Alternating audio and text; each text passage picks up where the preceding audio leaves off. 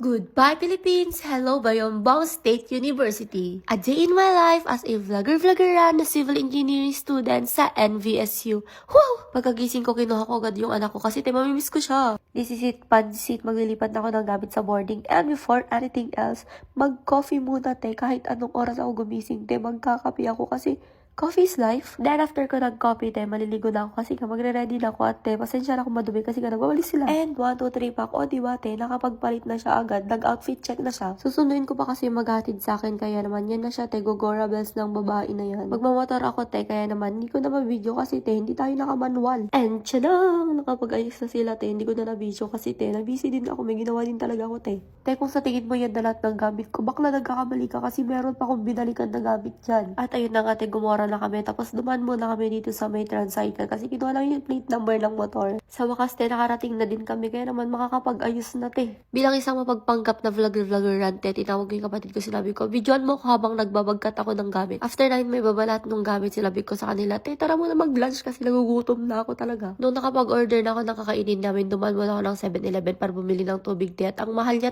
ha. After na bumalik na ako kasi alangan naman kakain sila tapos ako hindi. Ang sarap-sarap ng sizzling sisig nila na yan the best talaga. Hindi na ako nakapaghintay hinalo ko na siya agad bago pa maluto talaga ng tuluyan yung itlog. Tapos ayan, yummy. And back to the main goal kasi tignan mo naman yung boarding na yan, parang pinaglumaan sa sobrang pagka black naman yan soft for dirty. So, una kong pinatanggal yung parang blinds niya yan. Kasi ang pangit niya talaga tignan. Kaya naman pinapalitan ko talaga muna ng kurtina. Habang tinatanggal niya yan kanina, nag-ayos ako sa may kusina part ko. At yan, pinayos ko na din yung gasol ko kasi alangan naman di ako magluluto. Tapos yung kapatid ko tuturo-turo siya ng ganyan. Buti sana kung tumutulong siya. Ay, tumutulong pala talaga. So, ayan, sinabi ko lang sa kanila na dyan muna ipesto yung kama, ganun. Tapos, pinunas-punasan ko natin kasi talaga namang alikabok nak. Tapos yan, tinatawanan namin yung kortina na nilagay ko kasi tignan mo naman yung sabitan niya, hindi umabot sa dulo to dulo, kaya nabitin. Nung vinisit ko tong boarding na iniisip ko na lang, hala, pwede kaya pa-repaint to, pwede kaya pinturahan ulit, kasi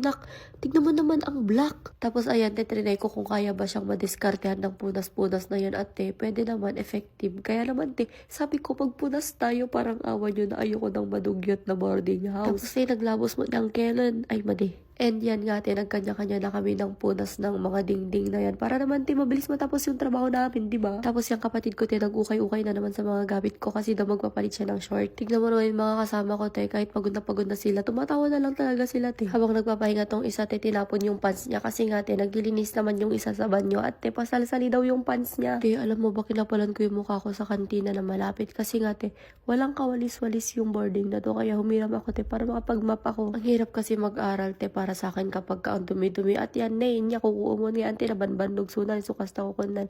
Yun nga ang hirap-hirap mag-aral, mag-focus kapag ganyan ang dumi-dumi ng paligid mo at yan nagutom si bakla kaya naman nagmerienda muna kami bago kami umuwi. May laki di pa kami umuwi dyan kasi inayos ko muna yung iba kong gamit para naman the next day na pagpunta ko dyan, hindi madami yung gagawin ko And so far kahit paano nabawasan yung pagkadumi ng mga kisabi ko and voila, uuwi na kami kasi nga hapon na din talaga yan at 1 hour pa yung pabiyahin namin para makauwi. Natandaan din naman and yun na nga nakauwi na kami at una kong ginawa is kuhanin tong anak ko at yun lang, bye-bye!